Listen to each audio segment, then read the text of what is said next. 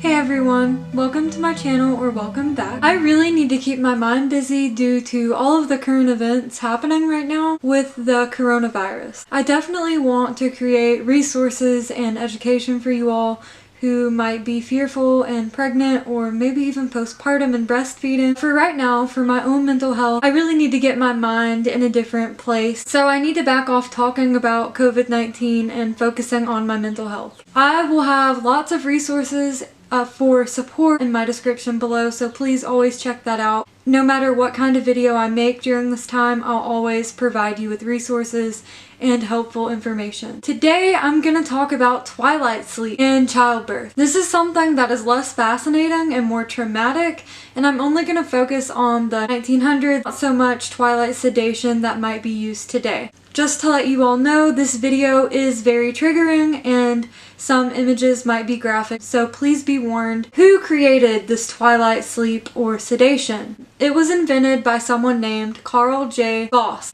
I've also read something else which is kind of conflicting. I'm not 100% sure who really came up with it, but I see Carl's name more often. That there was another obstetrician that helped with this, and his name was Bernhard Kronig. Excuse me if I'm butchering his last name. This is Bernhard Kronig, and he seemed to step in with Carl in 1906. Again, I'm not sure how much he helped develop this practice. So what is twilight sleep? It's when a birthing person is given a combination of sedatives and medication when the real pain begins in childbirth. So I assume when they're in active labor. Reading an article from Belly Belly, sorry if that sounds weird. The medication that was administered was the following. 2 drugs were combined to produce twilight sleep, morphine and scopolamine. Morphine is derived from opium. It was developed and first tested early in the 19th century by a German pharmacist assistant. It acts on the central nervous system, causing pain relief. Scopolamine is a compound derived from nightshade plants. It causes patients to fall into a semi-conscious state and experience amnesia, inability to recall recent events. Twilight sleep helped birthing people not have any recollection of their birth, which is crazy. This is what people fought for and wanted, and there was like a movement on trying to get twilight sleep in America. The National Twilight Sleep Association was formed, sponsored a campaign demanding that doctors in the U.S. adopt the practice of twilight sleep during birth. The fact the drug had been rejected by American doctors for well over a decade was unimportant. Women were urged to rise up against the oppression of the male doctors who were withholding access to this miracle.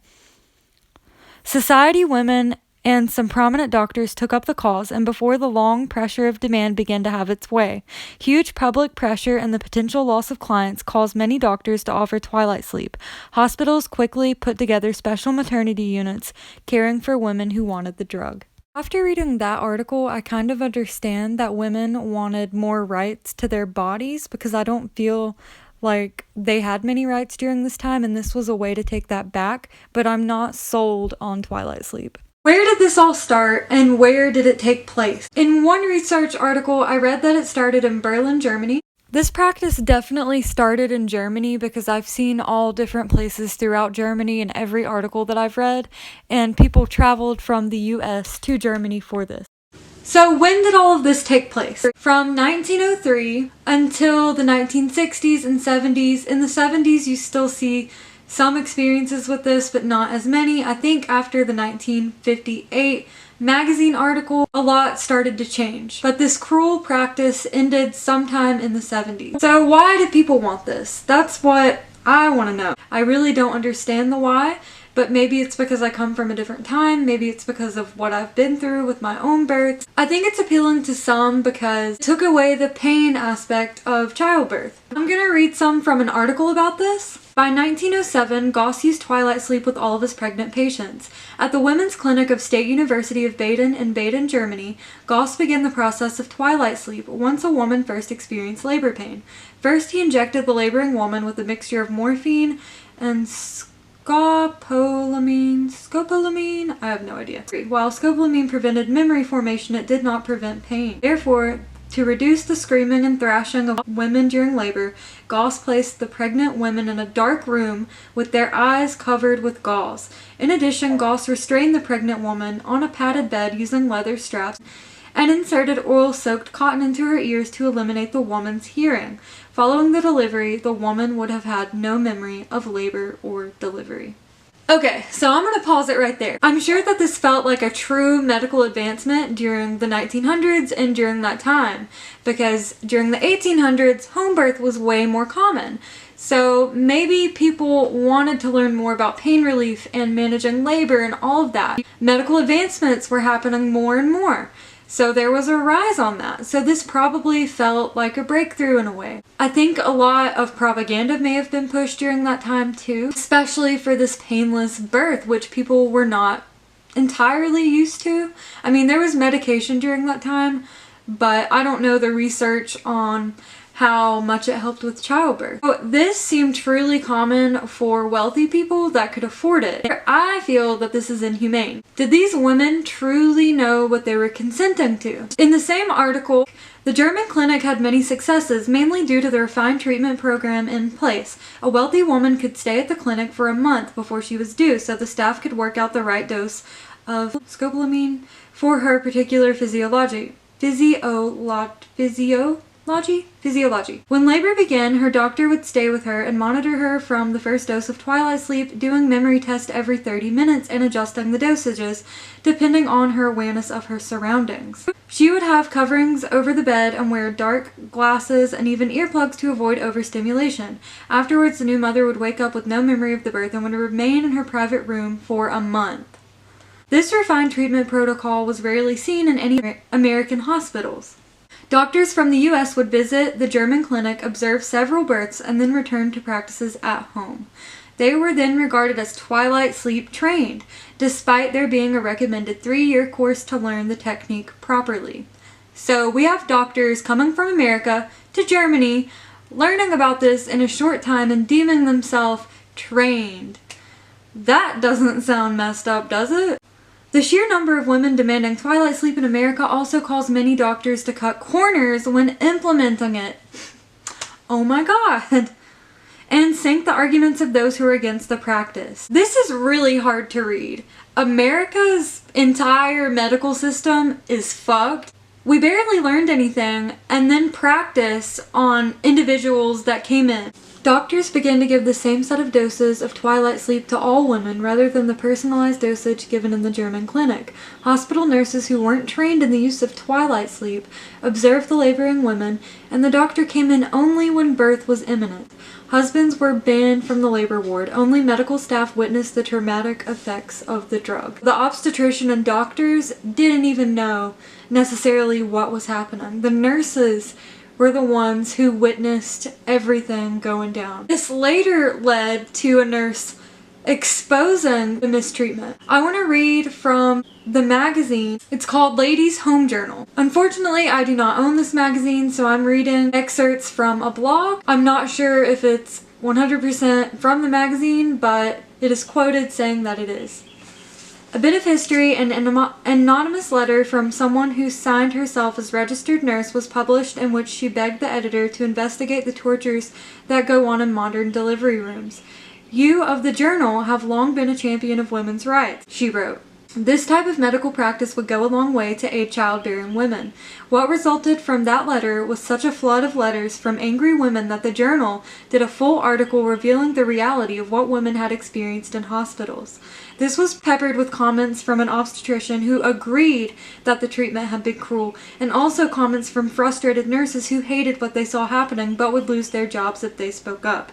Here are some of the things that women complained about in May 1958. They give you drugs, whether you want them or not, and they strap you down like an animal. I've seen patients with no skin on their wrist from fighting the straps. My baby arrived after I had lain on the table in delivery position for nearly 4 hours. When I asked why I couldn't be put into a bed, the nurse told me to quit bothering her so much. With leather cuffs strapped around my legs and wrist, I was left alone for nearly 8 hours until the actual delivery. My doctor had not arrived and the nurses held my legs together. She was born while he was washing his hands. I do not believe the treatment I received was intentionally cruel, just hospital routine. What? That was awful? So I'm gonna keep reading, and I'm sorry if this is triggering to some. All of this is probably really triggering. So this is from a nurse. So often a delivery seems to be job-centered, that is, get the job done in the easiest, quickest way possible with no thought to the patient's feelings. In too many cases, doctors and nurses lose sight of their primary concern, the patient. I remember screaming. The nurse ignored me. The doctor said at one point, "Stop, you're crying at me. I'm not the one who made you pregnant. My third baby will be born at home." I always cry. I cry so easily. "My third baby will be born at home despite the sterile advantages of a hospital confinement, for I feel the accompanying emotional disadvantages are just not worth it." From a nurse. "I have heard so much unthinking remarks as you had your fun, now you can suffer." Made by a nurse to a mother in great distress. Damaging the spiritual nature of childbirth experience and showing the nurse's ignorance of the sacramental nature of sex and marriage. I reached the point where I wouldn't have been surprised if the man who was washing the windows had suddenly laid down his sponge and come over to take a peek. It seemed that everyone else connected with the hospital was doing it. I know of many instances of cruelty, stupidity, and harm done to mothers by obstetricians who are callous or completely indifferent to the welfare of their patients. Obstetricians today are the businessmen who run baby factories. Modern painkillers and methods are used for the convenience of the doctor, not to spare the mother. There is so much that can be done to make childbirth the easy, natural thing it should be. But most of the time the mother is terrified, unhappy, and foiled in every attempt to follow her own wishes about having the baby or breastfeeding. And that is from the journal that exposed all of these torturous and cruel practices in childbirth in the 1900s. Honestly, I don't have words. Birthers could have not been aware when they demanded for this. I just come from a place where I experienced trauma in the birth room and in my everyday life. I also read something from an NCBI website stating that there was sexual abuse as well, and I'm not surprised. This is a cycle of mental, physical, emotional abuse. Not all hospitals are bad, not all obstetricians are bad, not all midwives are good. I just wish that we could do better. Bringing all of these things to light and talking about it has nothing to do with vaginal or natural childbirth versus cesarean or medicated hospital birth. It has everything to do with our birthing system. How can we do better? How can we treat people this way? I just don't understand. Do we forget that birthing people are human beings? They're not on a conveyor belt and we're not just moving from one to the other. So what can we do? What needs to be done? According to NCBI, meaningful, long-lasting change requires transforming the system. We need a system that rewards those who practice mother-friendly care. We need to introduce accountability for those who don't.